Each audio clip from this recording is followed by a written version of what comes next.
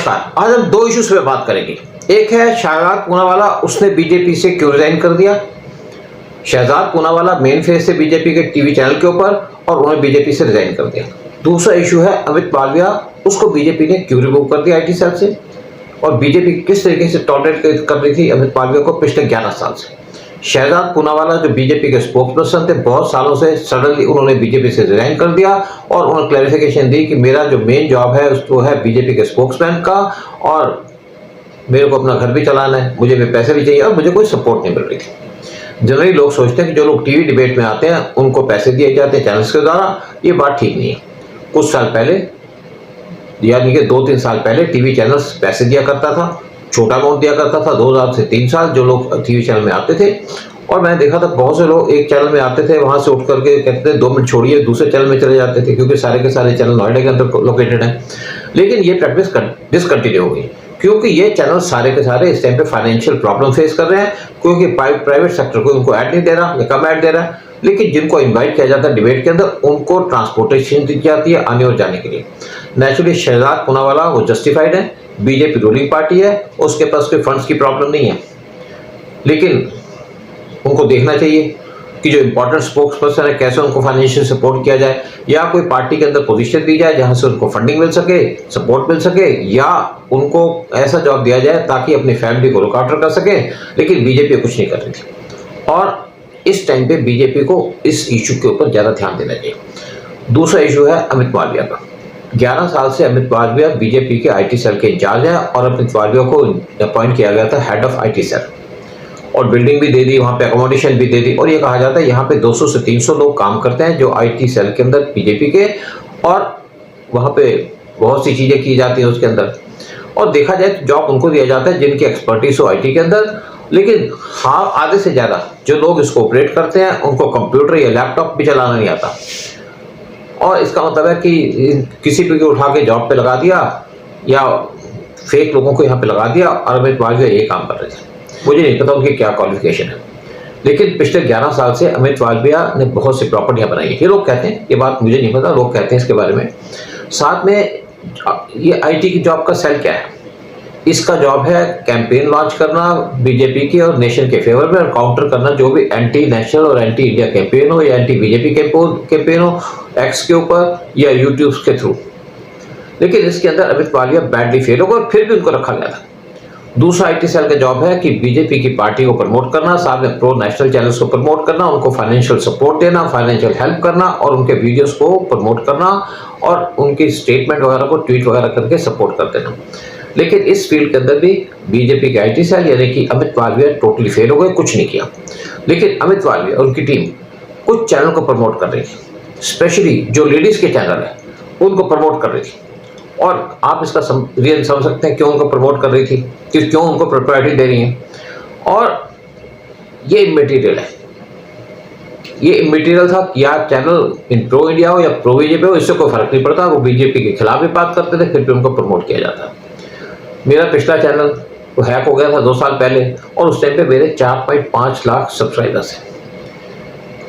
तो मुझे एक टाइम बताया गया कि इंफॉर्मेशन ब्रॉडकास्टिंग मिनिस्ट्री ने कुछ चैनल्स को सिलेक्ट किया है जो प्रो इंडिया है, और उनको रेटिंग दिया है, और मेरा चैनल को रखा था नंबर 4 पे, क्योंकि मैं जितने भी वीडियो बनाता हूँ वो प्रो इंडिया, प्रो नेशनल और स्पेशली चाइना पाकिस्तान को काउंटर करने के लिए बनाता हूँ।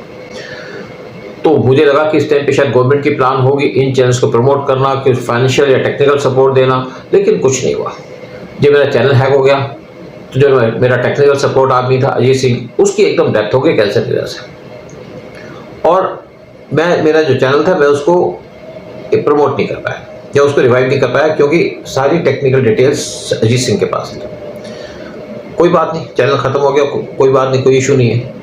लेकिन इसी टाइम में और उसके बाद मैं नया चैनल स्टार्ट किया, अपने घर से किया, ताकि मेरा फाइनेंशियल बर्डन कम हो सके या फाइनेंशियल बर्डन ना हो, इसीलिए मैं कर रहा हूँ। लेकिन थोड़ा सा टेक्निकल पार्ट टाइम सपोर्ट ले रहा हूँ किसी से, वो एक अलग बात है। मैं कई बार बीजेपी के आईटी सेल में विजिट किया और मैंने कोशिश की अमित मालविया से मिलने की, लेकिन वो कभी भी अवेलेबल नहीं थी। या तो वो कहते हैं घर पे बैठे हुए हैं, उनकी तबीयत खराब है, कोई ना कोई बहाना चलता था, और या ऑफिस में आते भी कम थे, क्योंकि उनको फ्री से पैसा मिल रहा था, मजे कर रहे थे, ऐश कर रहे थे। कुछ लोगों को उन्होंने नकली बना करके रखा हुआ था, उसका पैसा भी मुझे लगता है कि अपनी जेब में डाल लेते।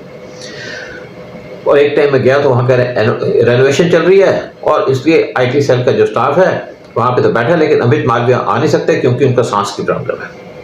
बड़ी अच्छी बात है, मतलब उनके पास कोई टाइम नहीं था किससे मिलने के लिए। मैंने अपना कार्ड भी छोड़ा, लेकिन उन्होंने कभी कॉल नहीं किया, उनके ऑफिस से किसी ने कॉल नहीं किया। लेकिन फिर भी बीजेपी ने उसको रिटेन करके रखा, उसको टॉलरेट कर रही थी। 11 साल से काम चल रहा था। ये तो है नहीं कि आज अमित शाह या PM मोदी ऐसी चीजों में ध्यान देंगे, ये देने के लिए उनके दूसरे आदमी होने चाहिए। लेकिन 11 साल पहले जब IT सेल को रेस किया गया था, बड़े शोर शराबे से किया गया था कि हम IT सेल खोल रहे हैं, बड़ा काम करेंगे, सोशल मीडिया पे काम करेंगे, एंटी इंडिया और एंटी बीजेपी कैंपेन को न्यूट्रलाइज करेंगे।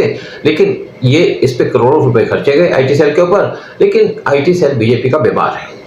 लेकिन दूसरी बात है कि चलो आप किसी को फाइनेंस सपोर्ट नहीं देते तो कम से कम आप उसके चैनल को तो प्रमोट कर सकते हो ना, जो नेशनलिस्ट चैनल्स हैं उनको तो प्रमोट कर सकते हो, लेकिन वो ये काम नहीं करते। स्पेशली प्रमोट कैसे करते हैं? वो प्रमोट करते हैं लड़कियों के चैनल को, या जो इनके हाथ पैर पकड़ लिया, हो सकता है कुछ और धंधा होता हुआ इनका। एक्चुअली आपको पता ही है कि मैं रॉ में काम करता रहा, और रॉ के इंफॉर्मेशन डिवीजन में मैंने काम किया था, जहाँ पे प्रमोट करने का काम है, साई वार का काम है पाकिस्तान चाइना के खिलाफ। तो मुझे इन चीज़ों की भी नॉलेज है। तो मेरे कुछ सीनियर ऑफिसर्स थे, उन्होंने इससे पूछा भाई आपको हेल्प कौन कर रहा है जो आप चैनल चला रहे हैं? क्योंकि मैं हर एक टाइप के वीडियो बनाता हूँ, हर एक कंट्री के रिलेशंस के बारे में बात करता हूँ, क्योंकि बहुत जगह मैंने काम किया है। पाकिस्तान में भी किया, चाइना में भी किया, गल्फ के अंदर भी किया, और भी बहुत से यूरोप के अंदर भी किया, फिर जो बहुत इंपॉर्टेंट देश है वहाँ भी काम किया। तो उन्होंने कहा भाई आपको सपोर्ट कौन कर रहा है? मैंने कहा सर मुझे कोई नहीं सपोर्ट कर रहा। तो कहते हैं आप कैसे अकेले काम कर सकते हो? मैंने कहा टेक्निकल आदमी है जिसको मैंने 20 हज़ार रुपये देता हूँ और ऑफिस ले रखा, वहाँ पे काम करता हूँ। तो उन्होंने कहा कि रॉ आपको सपोर्ट नहीं करता, जबकि उनका तो इन्फॉर्मेशन डिवीजन भी है। मैंने कहा जी वो सपोर्ट नहीं करता, वहाँ पे धंधा दूसरा ही चलता है। चलिए कोई बात नहीं, मुझे किसी के पैसे की भी जरूरत नहीं है। तो उन्होंने से कहा, कहते अगर if I was the raw chief तो मैं आपको कम से कम फाइनेंशियल सपोर्ट देता, क्योंकि जो आप काम कर रहे हो वो हमारा काम कर रहे हो, देश का काम कर रहे हो, रॉ का काम कर रहे हो। लेकिन और साथ में ये भी है कि आप साई वार कैंपेन चला रहे हो पाकिस्तान चाइना के खिलाफ, लेकिन हमारे जो रॉ के बॉसेस हैं या रॉ के चीफ्स वगैरह हैं उनके पास तो टाइम नहीं होता, और नीचे वाले अपना धंधे में लगे रहते हैं। अब हम बात करते हैं केजरीवाल की। केजरीवाल का मीडिया कैंपेन। दूसरी तरफ जो पॉलिटिकल पार्टीज हैं, पर्टिकुलर केजरीवाल, वो अपनी पार्टी को प्रमोट करते हैं। प्रमोट करने के लिए जो मेन काम करते हैं, बहुत से चैनल्स को पैसा दिया करते थे, 30 करोड़ से लेकर 35 करोड़, और जो रीजनल चैनल्स हैं उनको 5 से 10 करोड़ केजरीवाल से प्रोवाइड करता था, और उनके लोगों को जॉब भी दिया करता था। यानी कि जो टीवी के अंदर जो काम करते हैं या मीडिया के लोग हैं उनको जॉब भी दिया जाता था, ताकि वो उनको सपोर्ट करते हैं। आपने देखा होगा कि टीवी बहुत कम क्रिटिसाइज करता था केजरीवाल को। तो केजरीवाल ने उनको ये भी कहा कि जो भी मेरे ऐड होते हैं आप ऐड बनाइए, उनको डालिए, और साथ में ऐड भी टीवी वाले बनाते थे, केजरीवाल उसको अप्रूव करता था, उसके बाद ऐड को डाला जाता था डिफरेंट तरीके से, और केजरीवाल इसी रीजन से सर्वाइव कर पाए। काम तो कोई नहीं किया उन्होंने। लेकिन सेम केजरीवाल अब पंजाब के अंदर है, तो पंजाब के अंदर जितने भी मीडिया है उनके ऊपर उनका पूरा कंट्रोल है, इसीलिए जाकर चंडीगढ़ में बैठ के वहाँ से पूरा कंट्रोल कर रहे हैं। और जो भी यूट्यूब चैनल्स वीडियोस बनाता है उनके खिलाफ, या वहाँ पे फोटो डाल देता है वहाँ के CM की या केजरीवाल की, उसको ये बैन कर देते हैं। और इस टाइम पे बहुत से चैनल को बैन कर दिया गया। केजरीवाल सपोर्ट करें 500 से ज़्यादा यूट्यूब चैनल्स की पंजाब के अंदर, और उनको 50,000 से लेकर 2 लाख रुपए पर मंथ देते हैं। साथ में उनको पाकिस्तान की SI वो भी सपोर्ट करती है, और पाकिस्तान का मीडिया भी सपोर्ट करता है। कुछ चैनल्स ऐसे हैं जो पाकिस्तान से ऑपरेट किए जाते हैं नकली नामों से। लेकिन दूसरी तरफ आते हैं, बात करते हैं इंफॉर्मेशन ब्रॉडकास्टिंग मिनिस्ट्री की। ये बहुत इंपॉर्टेंट मिनिस्ट्री है जिसको हमारी गवर्नमेंट ने इग्नोर करके रखा है इतने सालों से, और गवर्नमेंट ने इनके ऊपर कोई ध्यान नहीं दिया कि कौन उनका आदमी है, किसको बिठाया किसको ना बिठाए।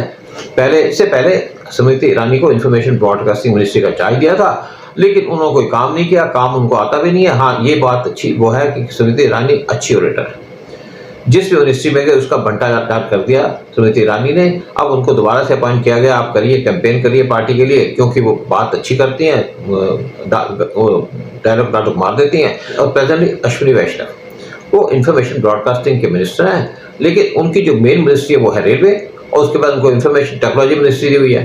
साथ में उनको एडिशनल जॉब दिया गया है इंफॉर्मेशन एंड ब्रॉडकास्टिंग मिनिस्ट्री का, लेकिन उनके पास कोई टाइम नहीं है इस मिनिस्ट्री को अटेंड करने के लिए।